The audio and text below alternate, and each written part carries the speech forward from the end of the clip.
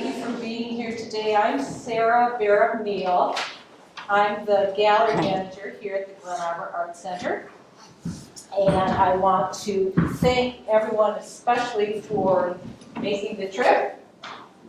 It's a much better day than it was yesterday for traveling, so the gods aren't going to play a joke on us today.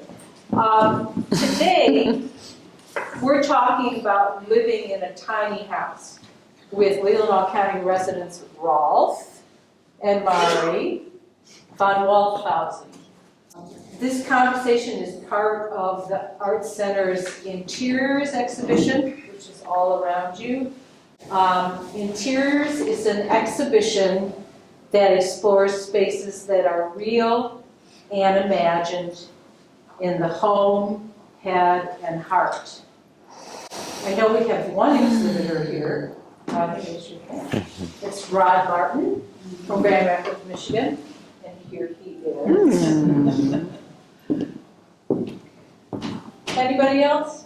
Okay.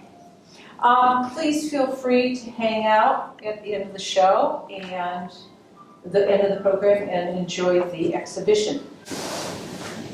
Interiors is a juried exhibit, which means people had to apply, and we had a juror review the submissions.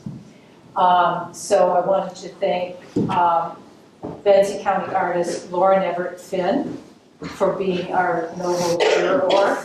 And we are also delighted to have this exhibition supported by Golden Fowler Home Furnishings, Angela Saxon of Saxon Design, the Barbara and Victor Klein Fund, the Marjorie Sonner Hughes Fund for Creative Excellence, Image 360, the National Endowment for the Arts, and this is the part where I say this is your tax dollars at work, the National Endowment for the Arts and the Michigan Arts and Culture Council. And please warmly welcome Rolf and Mari.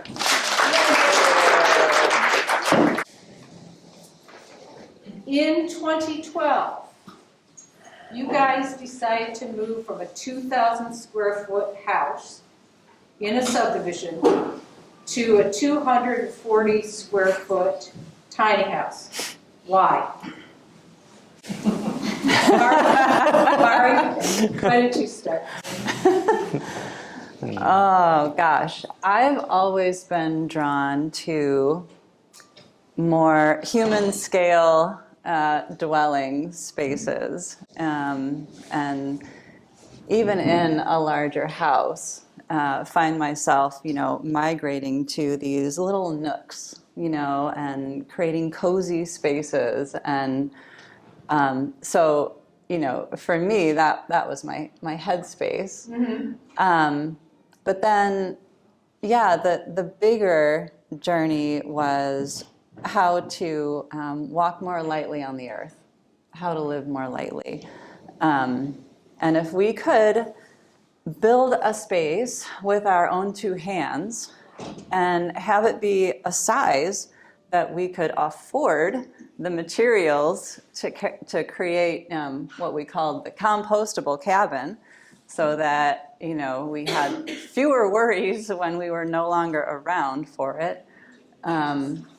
That was our mission. And then, we could maintain a dwelling this size, with that much easier too, with our own two hands and with more limited finances. So you felt you were floating around in space in a big place. You needed. Yeah. Rolf, what about you? What went through your mind when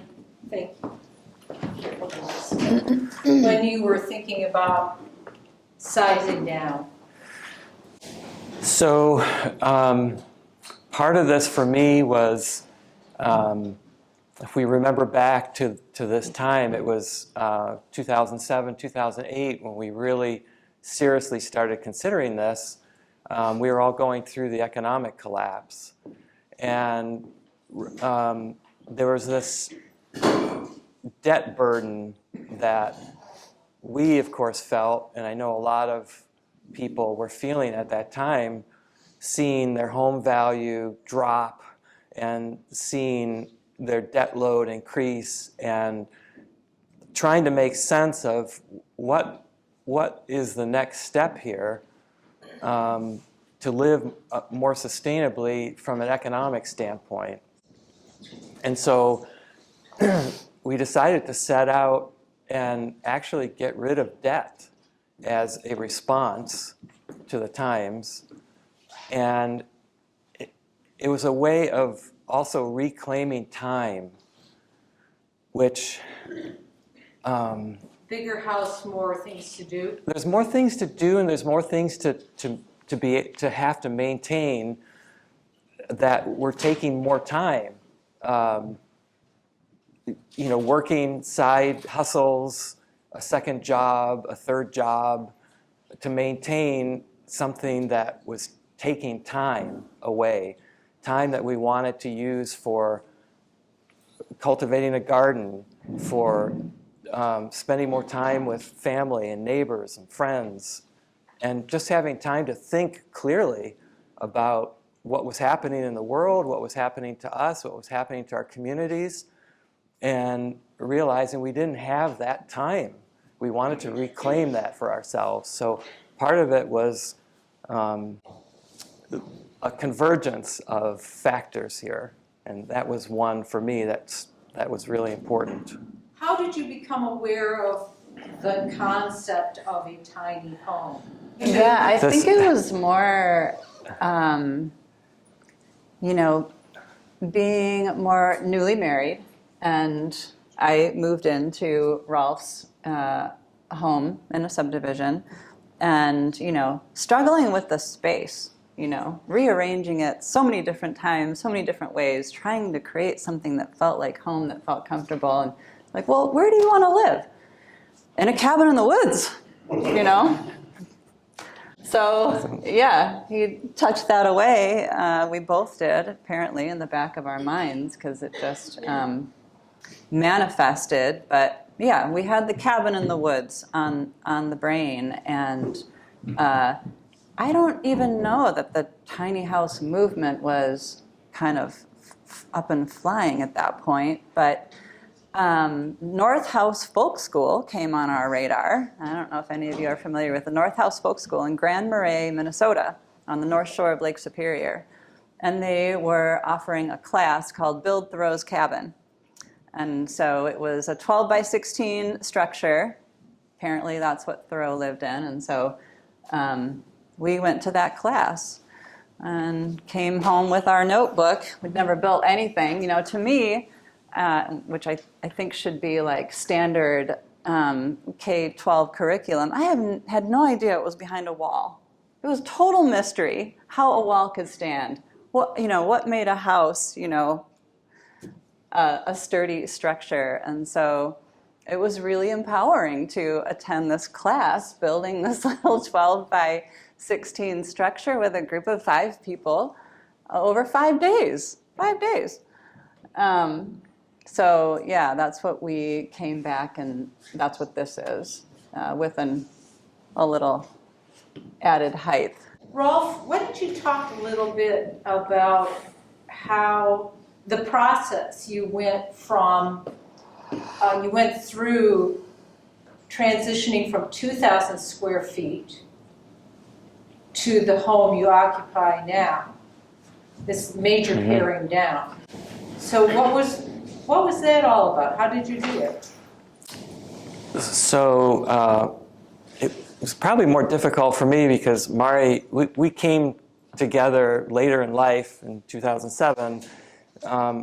Mari came with her red Toyota pickup and all her belongings, her worldly belongings in that pickup, including her dog. And so I think, she was already more oriented to having less stuff.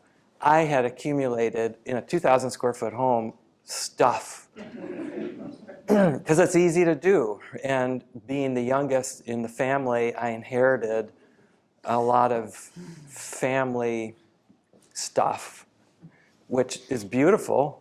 But it became burdensome to keep carrying that through, realizing that I was carrying generations worth of stuff forward and feeling like it wasn't really serving my soul anymore.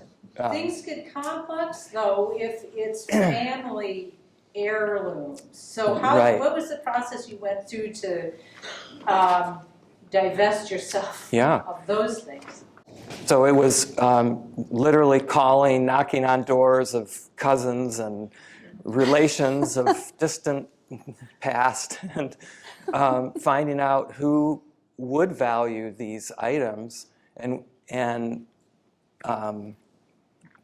gladly passing them along. So that was part of it. And then we spent a lot of time practicing living in a smaller space. By one summer, we just lived outdoors. We lived outside of the house, in the yard, in a tent, to see how it would go. And That was the best. yeah. Why was it the best? It's kind of like, it's similar to how we live now in that it's so connected to the outside. And you always know what the sky looks like. You always know what the weather feels like and what the temperature is. You always know what your neighbor coyotes are up to and what where the turkeys are passing through. And it's just so neighborly and connective, to be in touch like that. It really, puts your human feet that are no different than those deer feet back in touch, literally with the earth. And it's just so nourishing. Those sounds also remind one of that you're not the only person on this piece of dirt that you're paying taxes on. Right. They're your neighbors. In one of the many stories that has been written about your travels and your journey, it was written that you wanted to spend less time at work, as you've said. You wanted simpler lives, and you wanted to live your ideals. So let's break that down. Define a simpler life. What does that mean? Yeah. First of all, the simple life ain't so simple. And you've heard that before. It's kind of cliche, but it's absolutely true. But there's a difference between the complexity of living simply and the complexity that we've brought upon ourselves as a society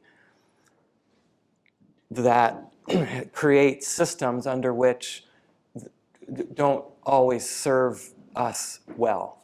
Okay?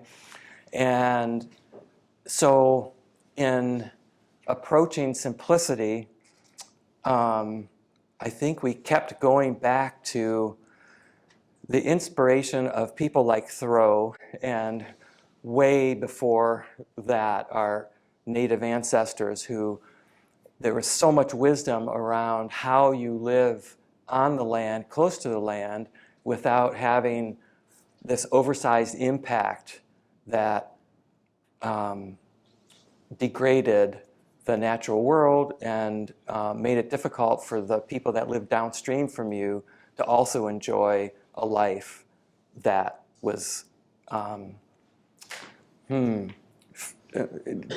wasn't so much impact, a negative impact that they were feeling because of your own choices. Does that answer the question? I think so. It's not a simple question, is it? It's not yes. Do you want to add anything to the defining what simple means?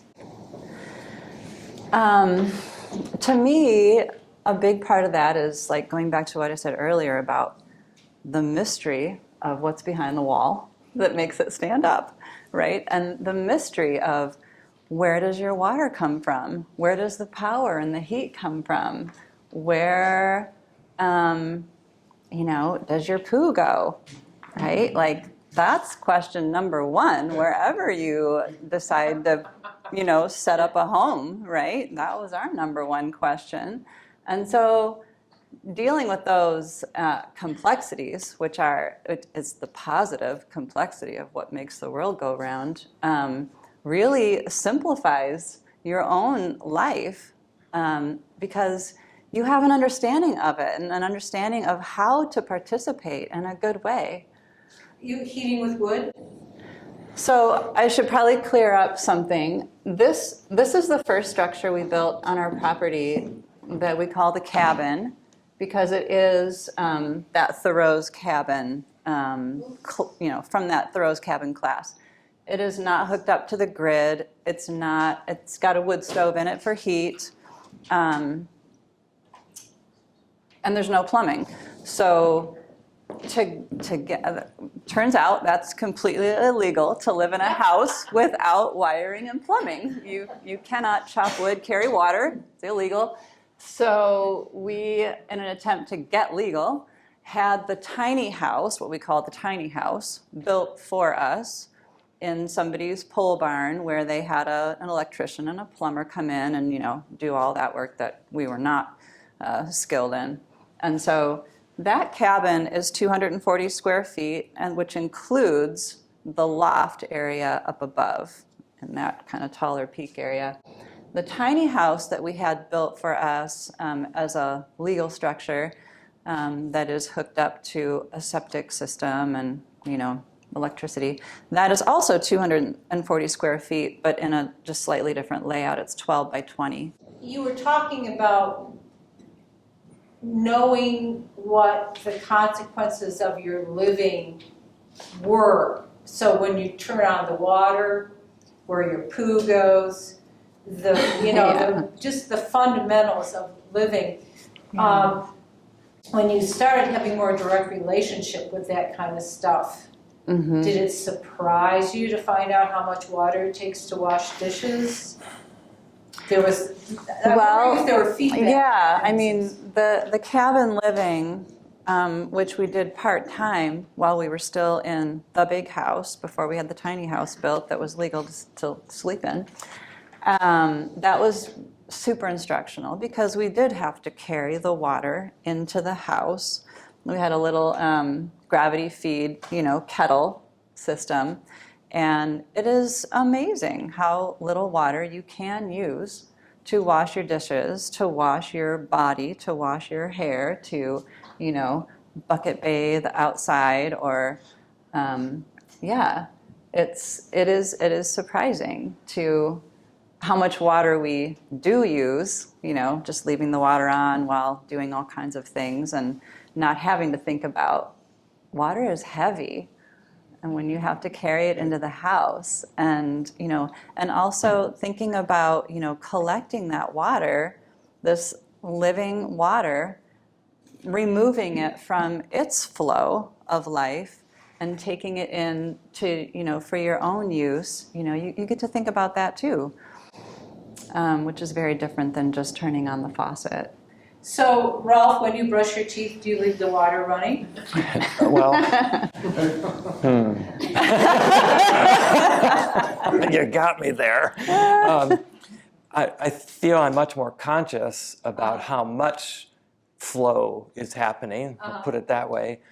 But it does, and it has made us more mindful about every drop, because I'm always thinking about where that water goes after I brush my teeth or wash my hair or whatever, cook, clean. And where does that water go, and is it being treated in a way that does not impact my neighbors downstream in a negative way? And so the less we can use, it becomes easier then to treat and to... The less of a mess you make. Yeah.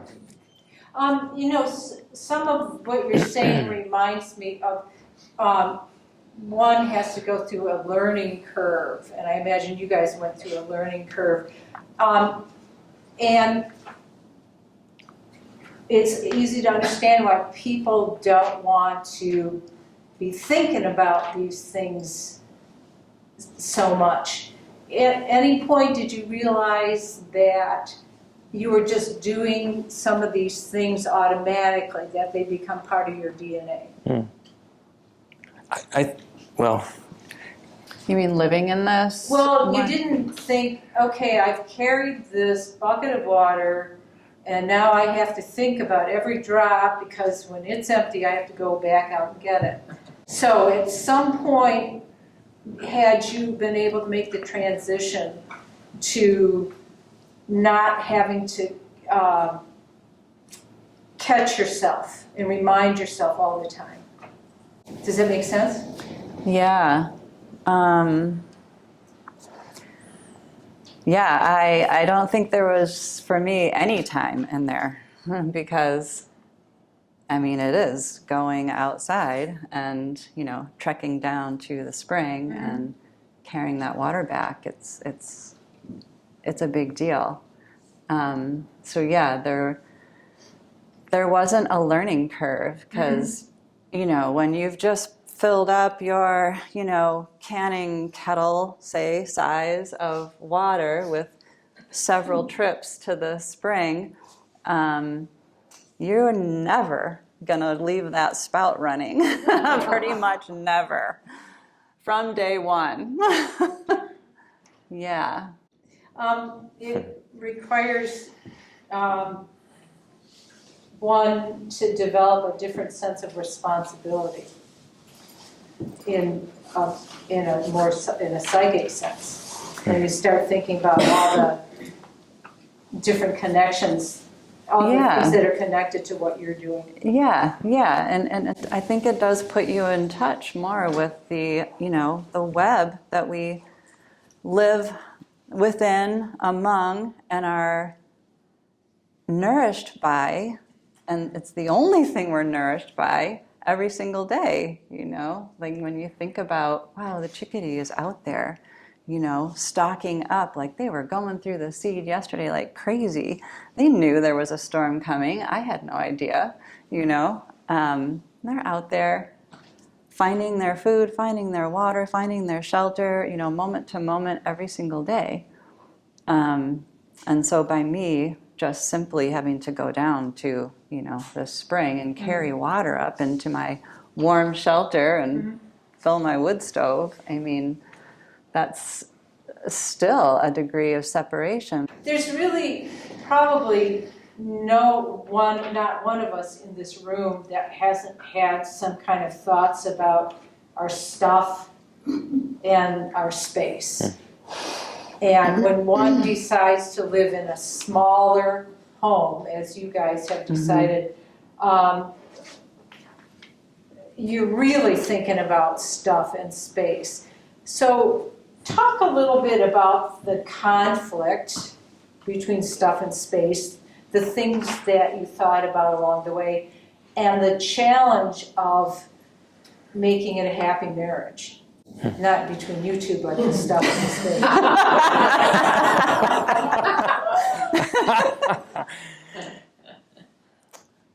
How do you do it? Yeah, it is a it's a real deal. push-pull, and you never get there. You're constantly balancing. You know, we talk about how when a bag comes in of stuff, something of equal size has to leave. And some of you in this room may have remembered Jane Leatherman. And any of you remember? Jane Yes, Leatherman Jane. Walker, yeah, Eco Learning Center. She was a teacher of us all, but one thing we picked up from her was that you need a place for your stuff that's separate from your living place. And this is the secret to living, one of the secrets to living smaller. And that is, if you look at the house you're living in now, about 50% of it, according to Jane, was for your stuff, storing your stuff. And that's in walk-in closets, basements, attics, what have you. Stuff you may only need twice a year, once every 5 years. Or certain seasons. Or seasonally. So the secret here is the stuff that you can't do without. Like you can't do without winter clothes, but you know, in the winter, but you don't need them in the summer. Those stay out in the shed or your barn or somewhere else. And so in paring down, part of it is looking at what you need or use on a daily basis, what you need on a weekly, monthly, yearly basis. And from that, you can actually design a space that's more right-sized to your daily life. So the big trick is to not see that 240 square feet as encompassing every material thing you own. You guys have an outbuilding. Mm-hmm. We have a shed for our stuff. We have shed for our stuff. Yeah. Yeah, Jane's rule of thumb, I think, was half of your home size, it should be the size of your shed. Because Jane lived in a very small dome that she heated with the wood stove, and so, she had a shed. So, we don't need a really big shed, but our shed is, I don't know, 10 by 12 or something. It's a pretty good sized shed. But yeah, everything, all the summer clothes are in there right now. And a lot of books are in there, and tools and Cooking supplies. there's a file cabinet in there, all kinds of papers that, you kind of have to save, but you don't need every day. And yeah. Is your shed visited by four-legged visitors? Is that No. an issue? No. No. Please, yeah. Don't tell them. Don't tell. They all live under the shed, in fact. Oh, that's okay. Yeah, that's okay. They've got their own stuff. We can share that space with them. Okay. We also live in a time, although it has probably always been thus, where we have so many opportunities to bring stuff into our lives. We're encouraged in so many different ways, and sometimes one is not strong. So has your transition 12, 22, 20, 14 years ago. No, yeah, 14 years ago. Have you seen a different way of thinking about stuff come about? I'm much more, just like kind of brutal and, like, yeah, I really like that, but I don't have room for it. I don't have a place to put it. We have very limited places to put just an object that looks really beautiful. Like it needs to be functional, basically. Functional art. That's my thing. Beautiful dishes, for example, a piece of art that I get to see every day because I'm eating off it. But yeah, the question is interesting because Rolf and I have been realizing, just the last year or two, like, we're getting buried by stuff again. Yeah, and it's been, really looking into that, into our lives. It's, we can kind of see, there have been some big stressors in our lives that we've lived through, either caregiving or recovering, from injury or setback or whatever, that has really, flipped our lifestyle on its head and then back around again. So yeah, we're kind of in our own little stuff recovery phase right now, and like, okay, this spring we got to go through it all again, and get real with our storage space and really clear out our living space of things that have just, because it can get overwhelming in a hurry. You can imagine 240 square feet. So yeah. How do you feel about birthday presents? Again, functional. Well, there's so many things built into our ways of life. As you're talking, I was thinking about in my life, it just evolved that I stopped giving people gifts at Christmas. And I asked people not to do that because we have 3 of everything. But there was no encouragement for that. It's, what's wrong with you? part of the buzzkill. We want to give you gifts. And it's more than a bumper sticker conversation to explain all the reasons why one might not want to keep on adding stuff.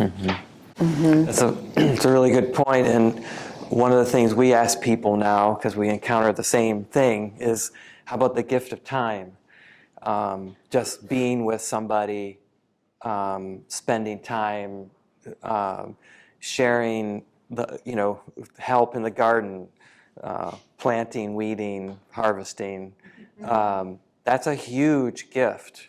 The gift of time is something we forget, and it goes back to how the kind of the starting point of all of this was to try to reclaim time, not for sitting in front of the TV, but time for meaningful pursuits.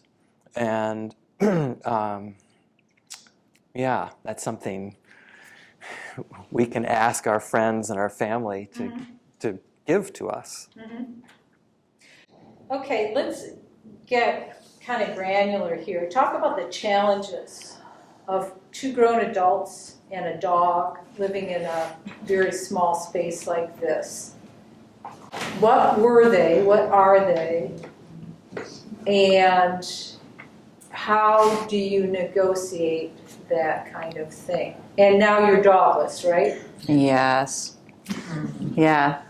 I kind of feel like we just had a really unique situation. We've gotten that question a lot, how can you live with each other in such a small space? But, we kind of like each other. Okay, so being compatible is one thing. You got to be compatible. That's helpful. What about private thoughts and time? Yeah, well, okay, so if you're living really small, it pushes you naturally outside, which is great for me anyways. And I think it would be for a whole lot of people, but it might take doing it to believe it. But you start to look at all of the space around you, provided you're lucky enough to be on a little bit of acreage or at least a bigger lot, as your living space. And so, if there's times when, somebody is on a long phone call, they might be outside or under, this fire shelter we have, or in, on the porch, the covered porch. I mean, there's those considerations of just paying attention to where we are in our day, what needs to happen, and who's working, who's not, and then you have private time that way too. And we just had the most amazing dog in the world who just folded into any space that he was asked to fold into. So, yeah. Rolf, how do you negotiate all that? I think the orientation to the out of doors is a big one. And paying attention, as Mari said, to each other's, just that respect you would give a friend or out in public. You wouldn't pick up your phone, or at least I hope you don't, when you're sitting at dinner time and your phone rings, or thinking through, do I really need to pick up the phone? Do I really need to call somebody now, or can I give that time and space until I figure out, or that my partner needs right now just some quiet time?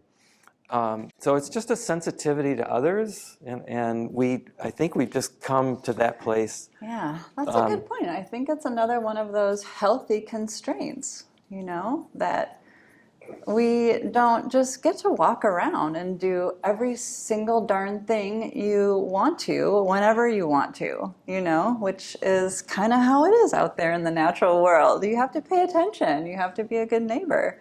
So, yeah, I think think it's So both of you have talked about the world outside the structure as being very much a part of your sense of home. So let's rattle off. What does your place look like? You got fen, you got on and on and on. Oh yeah, the land is. The land is a bit of everything. It's swamp, it's wetland, it's fen, it's dune swale, it's wooded, it's meadow, there's a beautiful cedar hemlock forest. And within all these, their magical areas are places that feel like home. You know, so often I think people confuse house with home. And I think we've developed feeling at home with, there's a grouping of 3 cedar trees on this little knoll that like even now, well, before the last snowfall, had melted enough where you could go sit in the sun and, feel like you're at home,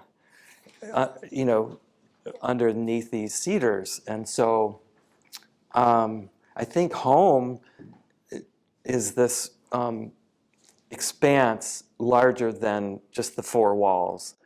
And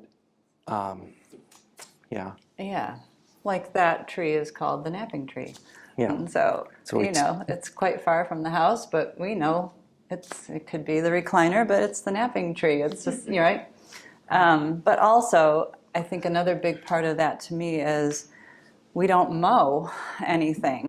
And so Rolf actually has a weed whacker that he'll use, to create or to kind of like keep the paths. We have just a path that comes from the car, all the way up through the field, back to the house, the tiny house. And then we keep a little, corner size area, this corner of mowed. But otherwise, the house is set into the field, and there's field grass all around the house. What about the ticks? I can't help but think. Yeah, the ticks are an issue. But is it just all part of what comes with it? It is. Yeah, because so the trade-off is that, we're in a 1-room house, but there's normal size windows because we got them at Odom's. Too bad Bruce isn't here today. But and so the windows are, proportionally big for this space, but that also means wherever you are in this house, you're looking, right into the field. And so all spring, all summer, exactly like, oh, there's a bird right down in the grass right there with its little nest, and I can walk by and check on it. Oh, there's a little fawn, that is hanging out here. His mom drops him off, and we're in the field, and there's not a giant expanse of mowed lawn that you have to get across to, actually experience, your neighbors living their lives. And so, yes, the ticks are also living their lives right there.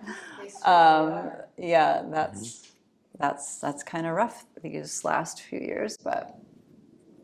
One of the components that was built into this particular exhibition was giving makers an opportunity to come up with some response to the idea of interiors as what's happening in this interior and this interior. And you'll see a number of pieces in here that address that. But I want to ask you guys, so many times the interior of a person's living space is connected to their interior life. So what do you think your home's interior conveys about your personal inner spaces? So I'll start. So I think, Mari mentioned our dishes are made, they're all different, but they're, made by an artist. And the table that functions also as a counter was made by a local artist. The cabinetry was made by a local artist. Everywhere you look, there's a handmade element to what's surrounding us. And I forgot the question. How do you, you've done a beautiful job of talking about the artful handmade The interior, nature. okay. So how does that, is there any reflection about your handmade artful interior? So I think for both of us, whether, we're not like artists we don't make our living as artists, but draw such inspiration from the natural world and from the artists who gave us these pieces here and elsewhere. And I think our lives are maybe our interior space in our home is a reflection of sort of that valuing of handmade and beauty that yeah. You don't have to get it all right the first No. time. Mari, do you want to build on that? Yeah, I think lately, as I mentioned earlier, I'm thinking more of the energetics of my home right now and how the stuff has gotten a little bit overwhelming, as I mentioned earlier. But it helps me to see too energetically, like what is flowing and what feels stuck In in the house, and then it mirrors, what's happening in me. If when things get to a point like in the house, what I'm realizing, like, wow, we can't even rearrange anymore right now because now there's a new shelf of books and more books, and there's like and so that gives me a stuck feeling, but at the same time I'm recognizing like, oh, where I've come this past year, like I'm ready to breathe some fresh air and move in a new way, but I can't quite do that in this house. So that's letting me know something needs to change, something needs to shift in the house now to match my interior space. So that's been interesting to look at it energetically from that prompt. Mari and Rolf, thank you. Before we move on to the next part of the program, I want to say this has just been so wonderful. Thank you for sharing so generously your life and experience. So let's get Mari and Rolf.